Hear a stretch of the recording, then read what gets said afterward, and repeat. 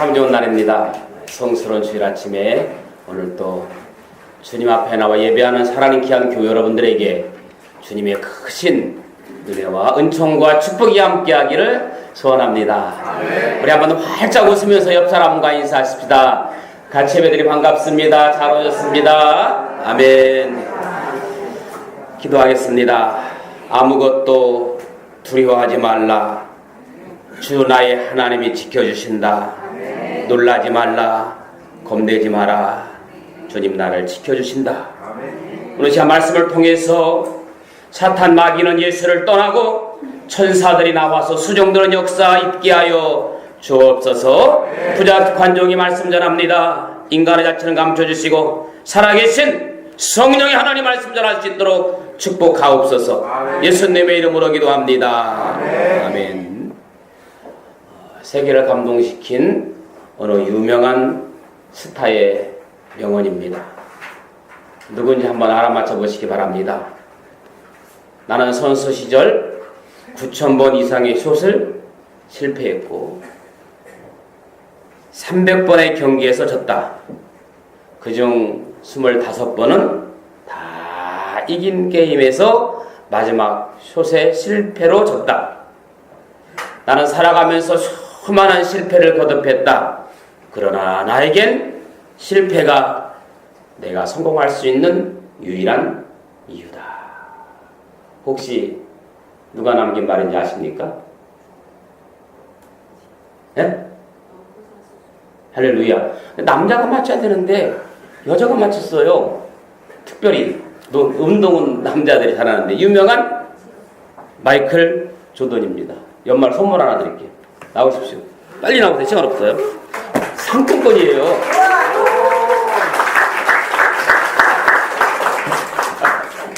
맞추려면 저런 걸 맞춰야 되는데. 저는 한 해를 마무리하면서 마이클 조던의 말에 힘을 얻습니다. 수많은 실패를 거듭했지만 그래도 나는 여전히 실패가 나에게 성공할 수 있는 이유다. 저는 이 말에 힘을 얻고 부족했지만 자신있게 한 해를 마무리할 수 있고 또 자신있게 2019년 멋지게 준비하려고 기도하면서 계획을 세웁니다. 그리고 오늘 또 힘있게 메시지를 전합니다. 오늘 여러분들도 그런 한 주가 되기를 예수님의 이름으로 축원합니다. 종달새 어리석은 거래라는 책에 보면 재밌는 이야기 하나 나옵니다. 나무 위에 앉아서 즐겁게 노래를 부르던 종달새 한 마리가 있었습니다. 어느 날 종달새는 조그만 상자를 들고 있는 여우를 보게 됩니다. 그런데 종달새 마음속에 그 여우가 들고 있는 상자 속에 무엇이 들었을까 궁금했습니다. 그래서 종달새가 여우에게 묻습니다. 여우야 너 그 상자 안에 뭐가 들었니? 이렇게 물었어요. 그랬더니 여우가 이렇게 말합니다. 이 상자 안에는 너가 좋아하는 벌레 2마리가 있어. 이런 얘기를 합니다. 그러자 이 종달새가 여우에게 이런 제안을 합니다. 그 벌레를 나에게 줄 수 있겠니? 이런 거래를 합니다. 그러자 여우가 내가 이 벌레 2마리를 줄 테니까 그 대신 종달새 너의 깃털 2개만 줄 수 있겠냐? 바꾸자는 거래가 됩니다. 종달새가 가만히 생각해보니까 이 많은 깃털 중에 그까짓 거 뭐 2개야. 그리고 거래가 성사되었습니다. 꽤 괜찮은 거래였다고 생각했던 종달새는 오늘도 내일도 그렇게 거래가 계속해서 이루어졌습니다. 이제 종달새는 아예 먹이 구할 생각은 하지 않고 여우에게 벌레를 구하는 잘못된 거래에 익숙해진 겁니다. 얼마 안 가서 종달새는 한 개의 깃털도 남지 않은 벌거벗은 거래가 되어버리고 만 겁니다. 결국 종달새의 잘못된 거래가 하늘을 날기는커녕 급기야 날 수가 없게 되어지자 여우에게 잡아먹히고 말았습니다. 종달새의 눈엔 여우가 들고 있는 벌레만 보였기 때문입니다.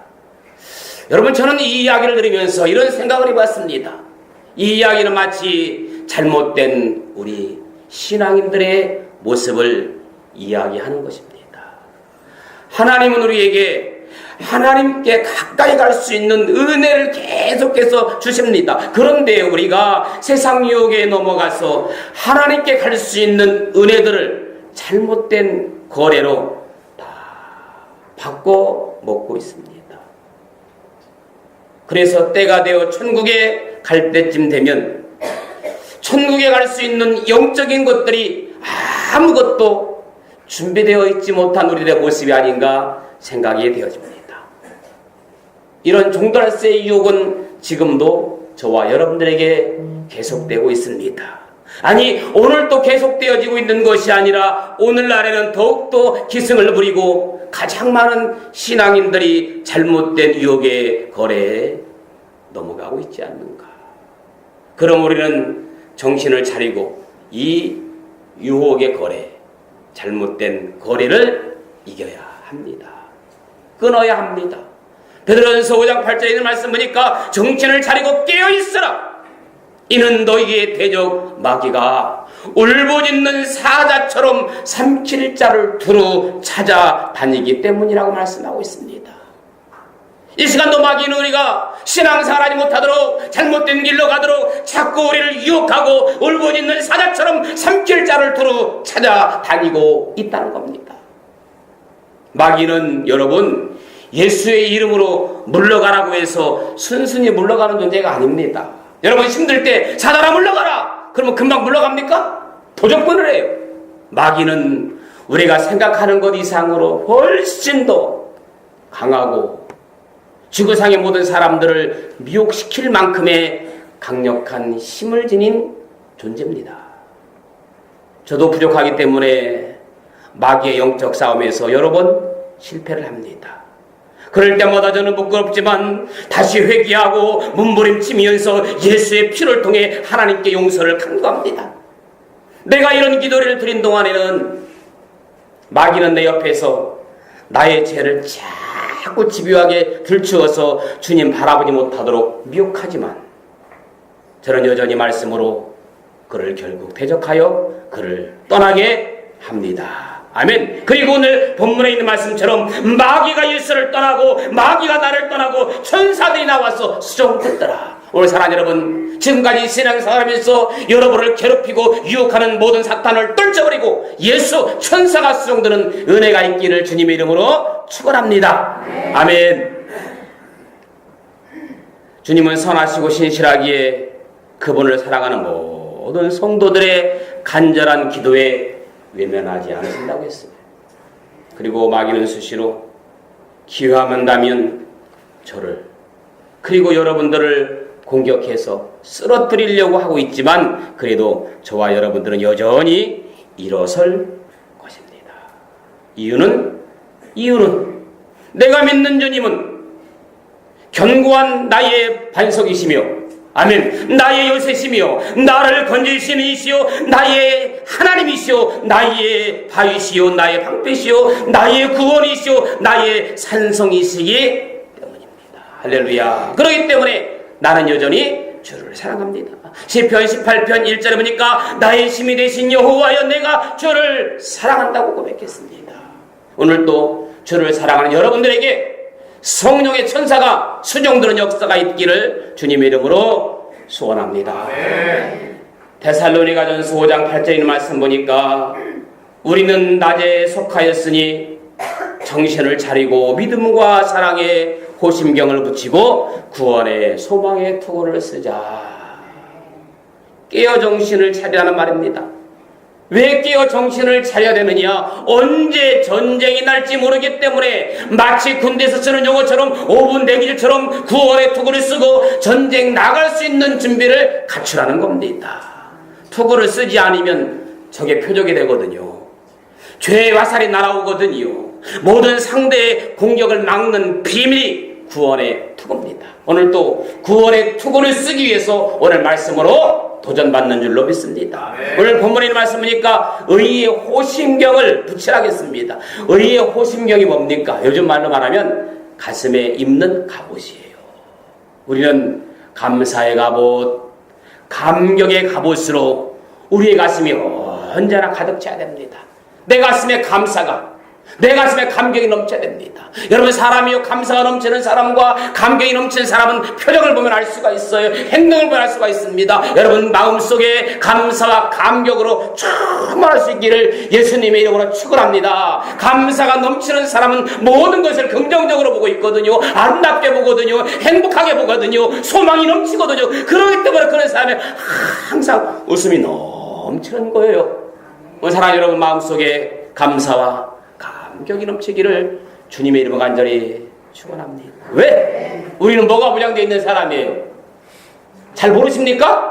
오늘 저 여러분들에게는 천국이 보장되었습니다. 할렐루야. 하나님의 자녀이기 때문에, 하나님이 함께 하시는 하나님의 사람들이기 때문에 늘 그냥 감사 감격이 넘쳐야 돼요. 예수님만 생각하면, 천국만 생각하면, 내세의 소망만 생각하면 이것쯤이야 저것쯤이야 그냥 모두가 다 이겨낼 수 있기를 예수님의 이름으로 소원합니다. 네. 할렐루야. 네. 오늘날 사람들은 너나 할 것 없이 미래에 대한 불안감 속에 살아가고 있어요. 내가 계속해서 이 직장을 다니게 될 수 있을까? 내가 지금도 몸이 이렇게 비실벌실거리는데 한 5년 후쯤, 10년 후쯤 그때는 내가 건강에 문제 이상 오는 거 아닐까? 살기도 힘들다는데 나의 노후 문제 어떻게 할까? 자녀 문제, 모든 것이 불안한 시대에 살고 있습니다. 그러나 하나님의 자녀된 우리는 분명코 우리의 영원한 미래가 예비되어 있는 줄로 믿습니다.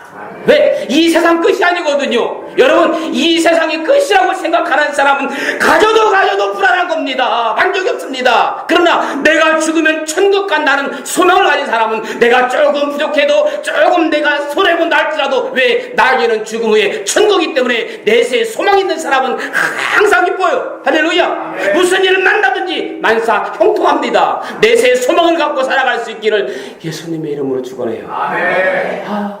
내세의 소망.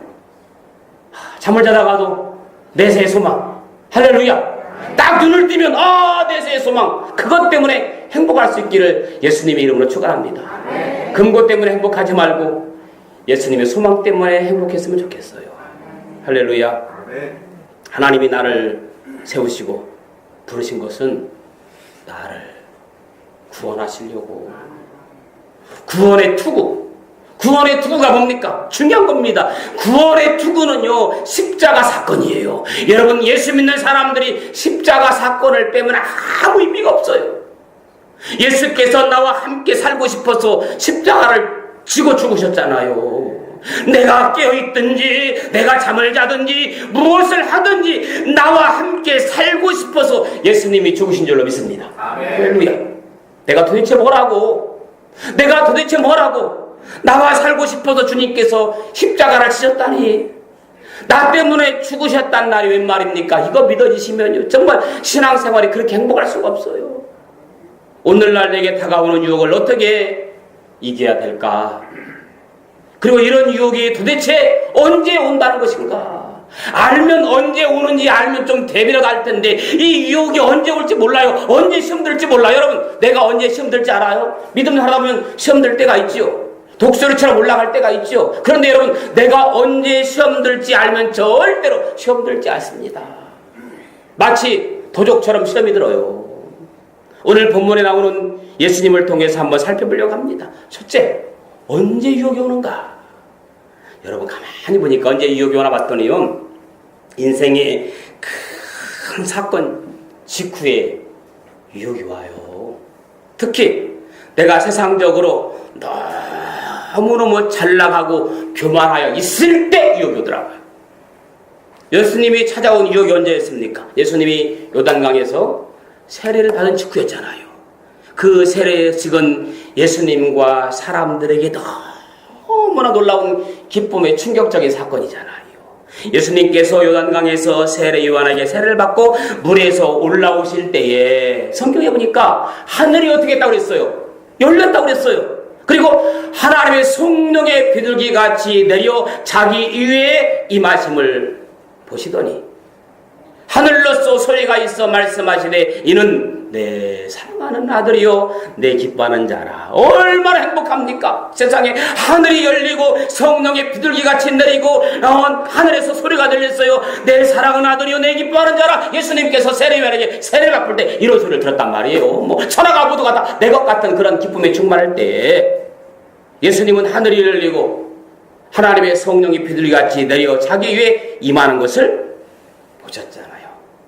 볼 수 있는 눈. 얼마나 놀라운 광경입니까? 하늘이 열리는 광경을 직접 봤습니다. 성령이 비둘기같이 자기 위에 임하는 놀라운 광경을 눈으로 보셨어요. 그때 열와. 그때 너무너무 좋을 때. 그러니까 여러분 기억하십시오. 내가 지금 너무너무 잘 나가고 있어. 모든 것이 정말 술술 풀려. 너무나 잘 나가. 그때 조심해야 돼요.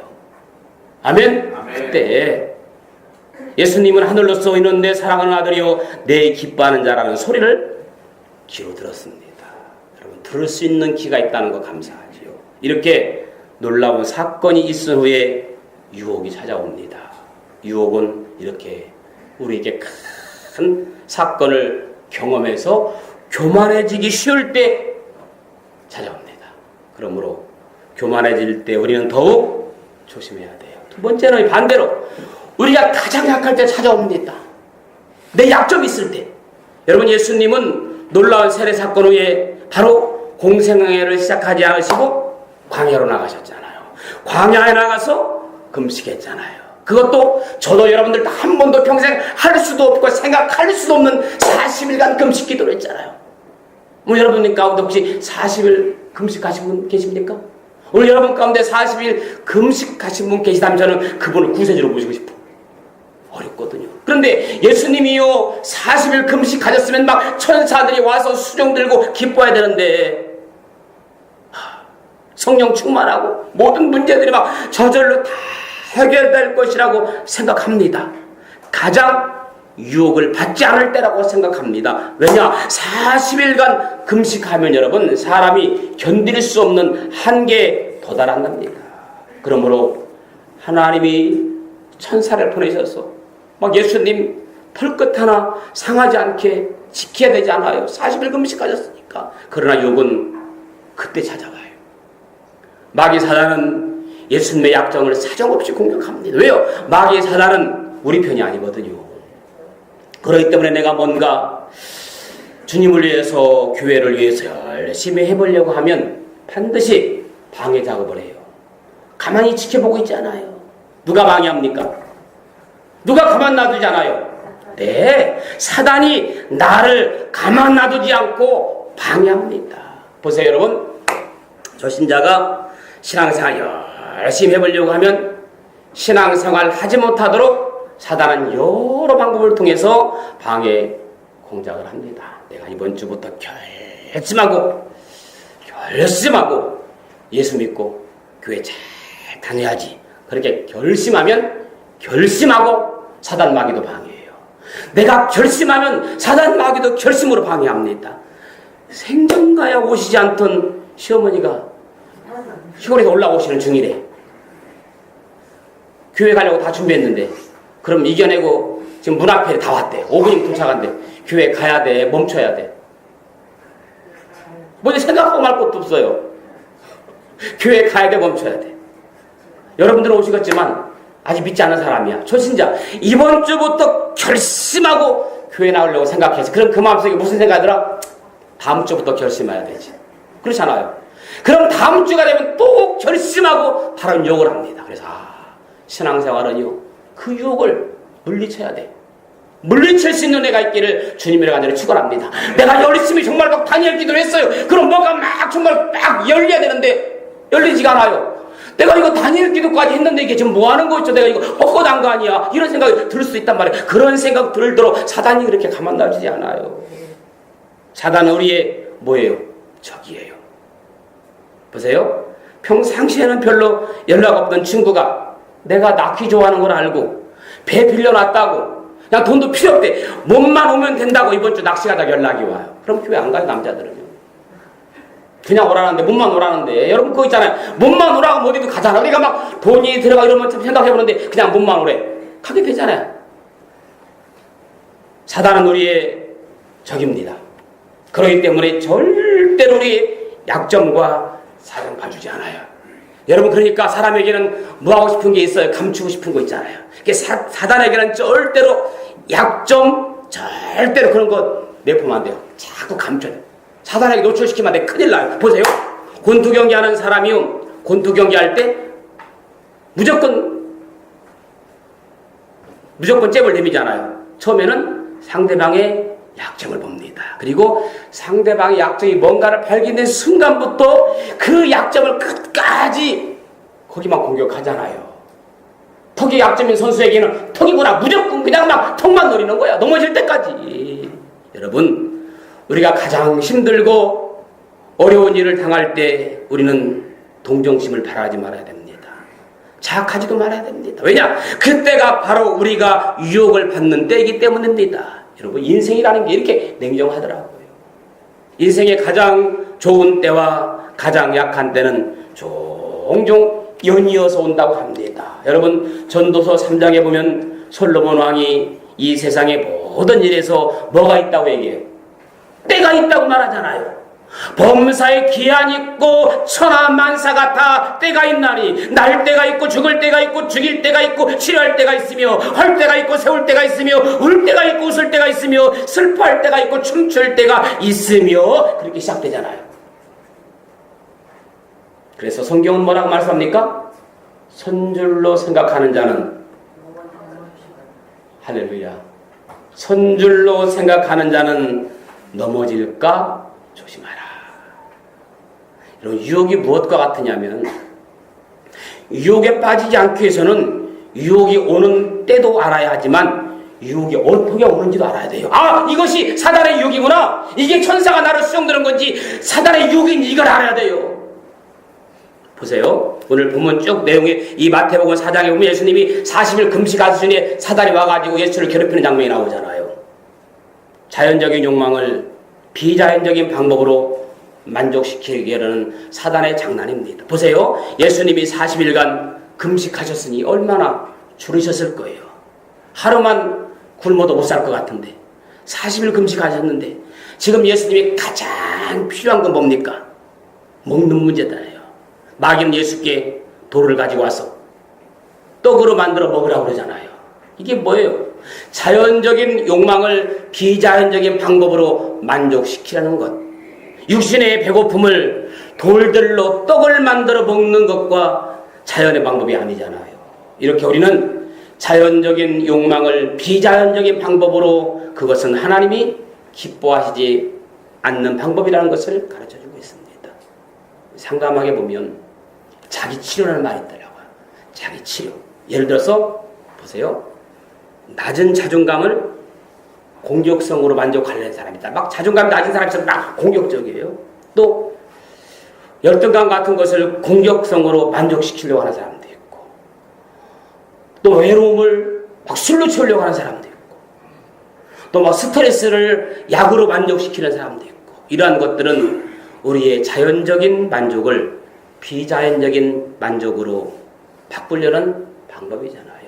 사단은 이렇게 우리로 자연적인 것을 비자연적인 것으로 만족하려고 유혹합니다. 또 자기 입증을 시키잖아요. 사단은 어떻게 합니까? 두 번째로 예수님을 성경 꼭대기에 데려가서 많은 사람들 보는 앞에서 뛰어내리라고 합니다. 여러분 성경 꼭대기에서 예수님이 뛰어내릴 수 있지요. 그리고 하나님이 사자를 보내서 너를 받들어 발이 돌에 부딪히지 않게 하시나 보라. 한번 살아계심을 증거해보라는 겁니다. 이거 정말로 내가 하나님의 아들인지 시험해보라는 겁니다. 하나님이 너를 사랑하는지 안 하는지 시험해봐라. 우리에게 찾아오는 시험이 자기 입증과 같은 겁니다. 너가 정말 예수가 살아계시다면, 너가 믿는 예수가 살아있다면 예수가 살아있는 것을 내 눈으로 볼 수 있도록 보여줘라. 그럼 내가 예수 믿겠다. 똑같은 거 아닙니까? 너가 정말 섬기는 하나님이 살아계시다면 네가 이렇게 힘들고 지치고 어려운 길로 가게 놔두겠느냐? 어떤 방법을 통해서 네가 멋지게 승리할 수 있지. 그걸 봐야달라. 예수님도 그렇게 시험 받았는데 우리가 당연하죠. 우리의 믿음이 약해지면 우리는 자꾸만 우리 자신을 확증시키려고 합니다. 눈으로 보려고 합니다. 보지 않고 믿는 자가 복되다고 예수님 말씀하셨잖아요. 의심 많은 도마와 같은 신앙을 갖고 있잖아요. 예수님 자꾸 의심한 도마에게 보여줍니다. 보여주면서 뭐라 합니까? 보지 않고 믿는 자가 더 복되다고 말씀하고 있잖아요. 고통 없이 즐거움을 얻으는 것 같습니다. 예수님이 이 땅에 인류를 구원하러 오신 거예요. 그런데 그 사명을 완수하기 위해서는 십자가의 고통을 당하셔야 했던 겁니다. 그래야 온 천하를 얻게 되기 때문에. 그런데 지금 사단은 자기에게 절만하면 온 천하를 주겠다는 거예요. 자기에게 절만하면 온 천하를 주겠다. 이것이 우리에게 찾아오는 유혹입니다. 그것은 고통 없이 즐거움을 얻으려는 거나 똑같아요. 일하지 않고 부자가 되려는 거나 똑같아요. 운동하지 않고 약으로 건강을 찾으려는 거나 똑같아요. 행함이 없는 믿음만 갖는 것과 똑같아요. 순종하지 않고 복 받으려는 거나 똑같아요. 희생 없이 사랑하는 것과 똑같습니다. 그러나 우리는 no pain, no gain. 뭡니까? 고통이 없으면 얻는 것이 없다. 이러한 격언을 명심해야 됩니다. 고통이 없으면 얻는 것이 없다. 용기가 없으면 영광이 없다. 십자가 없으면 구원이 없다. 피 흘림이 없으면 죄사함이 없다. 이게 성경적인 말이잖아요. 똑같잖아요. 고통이 없으면 얻는 것이 없는 것처럼 용기가 없으면 영광이 없고요. 십자가 없으면 구원이 없고요. 피 흘림이 없으면 죄사함이 없다고 성경은 그렇게 말합니다. 마지막으로 유혹을 이기는 방법이 뭡니까? 그러면 우리가 어떻게 유혹에 넘어가는 어리석은 일을 하지 않을 수 있을까요? 어떻게 우리의 유혹과 시험을 이길 수 있을까요? 오늘 본문의 말씀 우리에게 그것을 가르쳐주고 있습니다. 우리는 예수님과 같이 하면 돼요. 말씀을 알아야 됩니다. 사단이 예수님을 시험할 때마다 예수님은 말씀으로 모든 시험을 물리쳤습니다. 40일 금식한 후에 몹시 굶주렸을 때 사단이 돌들로 떡을 만들어 먹으라고 유혹할 때 사람이 떡으로만 살 것이 아니요 하나님의 입으로 나오는 말씀으로 살 것이니라. 할렐루야. 그렇게 고백할 수 있기를 주의 이름으로 축원합니다. 한번 따라합시다. 사람이 떡으로만 살 것이 아니요 하나님의 입으로 나오는 모든 말씀으로 살 것이니라. 아멘. 서 집사님 해봐요 한번. 소송 집사님 시작. 사람이 떡으로만 살 것이 아니요 하나님의 입으로 나오는 모든 말씀으로 살 것이니라. 아멘. 그래요. 떡으로만 살 것이 아니라 하나님으로나 말씀으로 살 수 있기를 예수님의 이름으로 축복합니다. 그 다음에 보니까 성전 꼭대기에 데리고 올라가서 많은 사람들이 보는 앞에서 뛰어내리라. 그러면 하나님이 천사를 보내어 내 말이 돌에 부딪히지 않게 하시는 일을 유혹할 때에 뭘 하겠어요? 그 다음에 주 너희 하나님을 시험하지 말라. 여러분 우리 하나님은요 우리가 시험하는 그런 하나님이 아니에요. 절대 하나님은 우리가 시험거리 대상도 아니고 시험할 사람도 아닙니다. 전지전능하신 하나님을 이제 감히 어떻게 우리가 시험할 수 있습니까? 그 다음 마지막에 지극히 높은 산으로 내려가서 올라가서 천하만국을 보여주면 내게 엎드려 절하면 이 모든 것을 내게 주리라 할 때에 마지막 뭐라 했어요? 그때 한 말이야. 사단아 물러가라. 기록되었으되 주 너희 하나님께 경배하고 다만 그를 섬기라. 오늘 여러분 주위에 사단이 얼마나 많은지 몰라요. 여러분을 괴롭히고 여러분 들고 힘들게 하는 게 다 사단이에요. 어쩌면 예수님보다 더 사랑하는 것이 우상일 수도 있어요. 내가 뭔가 하고 싶은데 이것 때문에 예수님께 더 섬기지 못하고 예수님께 더 가지 못하는 게 그게 사단이고 어쩌면 물질이 여러분들이 꽉 붙잡고 있는 올무일 수도 있어요. 아무리 믿음 강한 자도 이 물질에 딱 뒤되면요 물질의 노예가 되면 믿음 생활 제대로 못해요. 그래서 물질을 극복해야 돼요. 아멘. 그게 가장 어려운 것 같아요. 오늘 사랑하는 여러분, 예수님이 40일 금식하시니 모든 것을 이긴 것처럼 유혹이 있을 때마다 말씀으로 물리칠 수 있기를 주님으로 간절히 축원합니다. 우리도 천국까지 가는 길에서 낙오가 되는 유혹에 넘어가지 않기 위해서는 하나님 말씀을 알아야 됩니다. 성경은 예수님이 가르쳐 말씀이 육신이 되어 우리 가운데 거했다라고 말씀하고 있습니다. 말씀으로 무기를 삼으십시오. 그래서 사도 바울은 신앙의 전신갑주를 이야기하면서 성령의 검, 하나님의 말씀을 가지라고 했어요. 그래서 우리가 성경책 들고 교회 가는 거예요. 요즘은요 성경책 들고도 안 와. 자, 주일날 교회 올 때 성경책 들고 오시는 분 손 들어봐. 할렐루야. 그럼 내가 차 타고 오니까 차 안에 갖고 오시는 분 거의 차라고 오잖아요. 그런데 요즘은 교회에 비치해놓고 오시는 분 손 들어봐. 많잖아요. 가지고 오는 분, 차 뒤에 놓고 오는 분, 또 어떨 때는 교회에 비치해 놓은 분. 근데요, 여러분, 교회에 비치해 놓는 거 별로 안 좋을 것 같아요. 고래진 고살님 알았어요? 성경책은 비치해 놓는 게 아니야. 비치용은 따로 있어. 그냥 부득이해서 못 나왔을 때 뒤에 비치용이 돼야지 매주마다 비치용이면 되겠어요? 그건 안 된다 그 말이에요. 성경책은 가지고 오면서 모든 사람 어머 교회 다녔어? 이렇게 사람들 보면 성경책 어머 교회 다녔어? 그렇구나. 어쩐지 달라 보이더라고. 이게 전도야. 성경책을 안 들고 비치하는 사람은 어머머 제가 교회 다닌데 이런 애들일까 못 다니는 거야. 성경책 들고 다니면 그것이 전도가 될 수 있기를 주의 이름으로 간절히 축원합니다. 여러분 잘 아는 말 있죠. 얼굴이 뭐라고? 전도지. 우리 김혜희 집사님 얼굴이 전도지야. 그러니까 얼굴 항상 아름답게 하고 예쁘게 하고 멋있게 하고 최고로 다녀야 돼. 아멘. 예수 믿는 사람 좀 세련되고 깔끔하고 좀 그래야 좀 멋있잖아. 할렐루야. 그렇게 되기를 주님을 간절히 축원합니다. 사람 만날 때만 화장하고 꾸미지 말고 예수님 만날 때 가장 멋진 모습으로 올 수 있기를 주의 이름으로 축원합니다. 지금 옆 사람의 모습 그런 모습이에요. 얼마나 예쁘게 하고 치장하고 왔냐 보세요. 옆 사람 한번. 그래 예수님 이래야 얼마나 멋있고 좋아하겠어요.